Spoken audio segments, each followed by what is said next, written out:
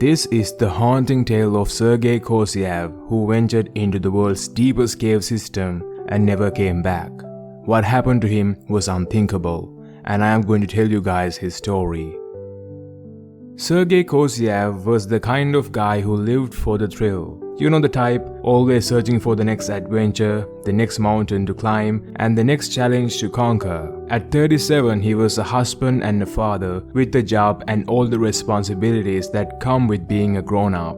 But beneath it all, he had this insatiable hunger for something more, something most people would shy away from. His life was full of accomplishments, yet it was as if he felt like he hadn't really pushed himself to the edge, hadn't really found what he was looking for. One day, Sergei stumbled upon an article about Veryovkina Cave in Russia. This cave is infamous among cavers for its dangerous conditions, narrow passages, sheer drops, freezing temperatures, and the ever-present threat of flooding. Just reading about it alone gave Sergei chills. It was as if the cave itself was just calling out to him, daring him to explore its darkness. He started researching everything he could about Veryovkina Cave.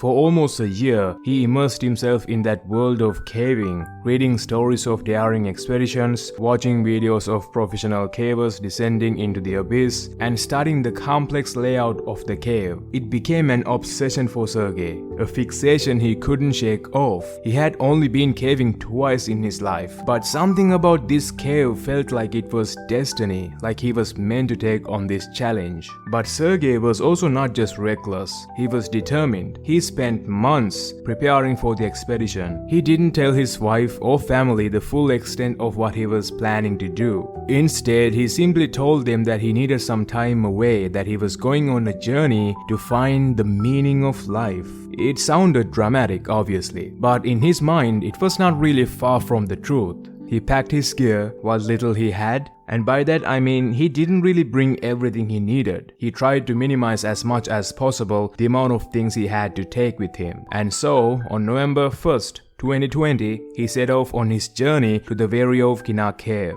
The drive out to the cave from his home Sochi, Russia was long and treacherous, with icy roads winding through the Russian wilderness. After many hours, he got to the foot of the mountain where the cave's entrance lay. It was already late in the day. The climb to the cave's entrance was no small feat in itself. Sergei had to use crampons to grip the ice and trekking poles to stabilize himself on the steep, rocky terrain. The wind was howling around him and kept getting stronger, and the temperatures were dropping as he climbed higher. But none of that really mattered to him. He was focused, determined, and nothing was going to stop him. When he finally reached the cave entrance, Sergei stood there for a moment, staring into the blackness. You see, Veryovkina Cave didn't give away its secrets easily. The entrance was just a small, unassuming hole in the ground, but Sergei knew that it was the getaway to a world unlike anything he has ever seen or experienced before. After looking into the void inside this little hole, with a deep breath, he set up his rappelling rope from the top of the cave entrance to lower himself into the darkness. So, the real journey began. After this initial drop, the first section of the cave was tight and claustrophobic. The walls seemed to close in on him as he crawled through narrow passages, his breathing echoing off the cold, wet limestone. He had to squeeze his body through tight gaps, his backpack scraping against the walls as he went. But Sergei was not afraid. In fact, the challenge only fueled his determination. After hours of crawling and climbing, Sergei reached the first destination of the descent, called the first camp, which was located 1,250 feet underground. This camp, along with a few other that are located deeper in the cave, are camps used by previous camping groups. When they leave, they would leave these camps for other cavers to stop by and rest. So this first camp Sergei found was one such location, but it also meant the first major obstacle of the cave. Right near the first camp, there was a massive 500-foot vertical drop known as Baba Tunda. This was where most cavers would turn back, knowing that the descent was freaking insanely life-threatening and the ascent even more so. But Sergei was not most cavers. He had studied the cave's layout and he knew what to expect. He was ready, or at least that's what he thought. The previous caving teams had left ropes in place, which Sergei used to lower himself down the sheer drop. As he descended, the air grew colder and the darkness seemed to deepen, but he kept going, hand over hand, until he finally reached the bottom. The descent took a lot out of him. By the time he reached the bottom of the drop, which was overall 2000 feet underground, Sergei was exhausted, but luckily he also found the second camp there.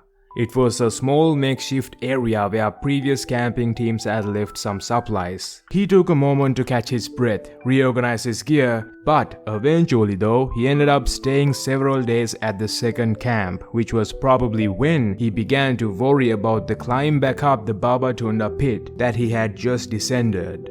Sergei unfortunately had underestimated the difficulty of climbing back up. The ropes were there, but he didn't have proper equipment to climb back up. He didn't bring foot stirrups, which were essential for ascending such a deep incline. Without them, the climb was nearly impossible.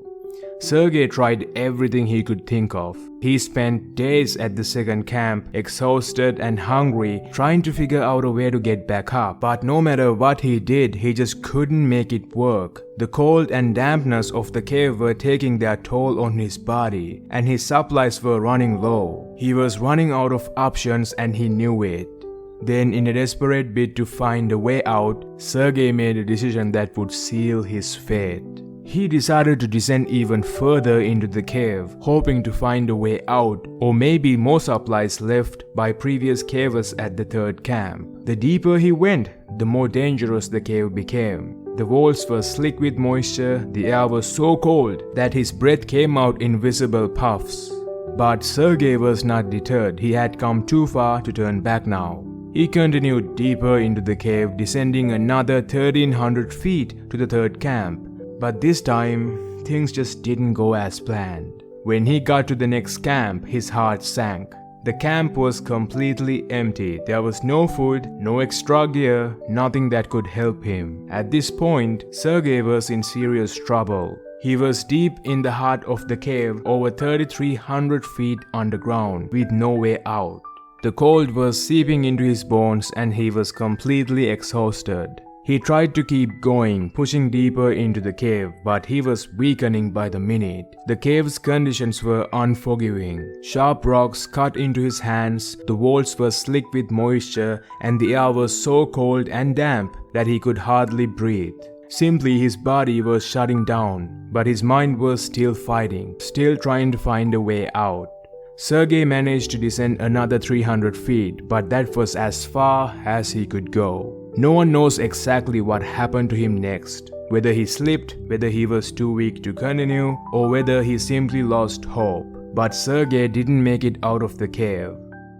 Back at home, his wife began to worry when Sergei didn't return after the week he had promised. But she had no idea where he had gone. No idea that he had ventured into the most dangerous cave in the world. She waited for days, hoping for a phone call, a sign, anything to let her know that he was okay. But that call never came. Many months passed and Sergei's wife was left in a state of limbo, not knowing what has happened to her husband. It wasn't until August 2021, nearly a year later, that a caving team had found a body at a depth of 3600 feet in Veryovkina Cave. It was Sergei, or rather his dead body hanging from ropes. He had died alone in the darkness, in a place where only a few have ever ventured.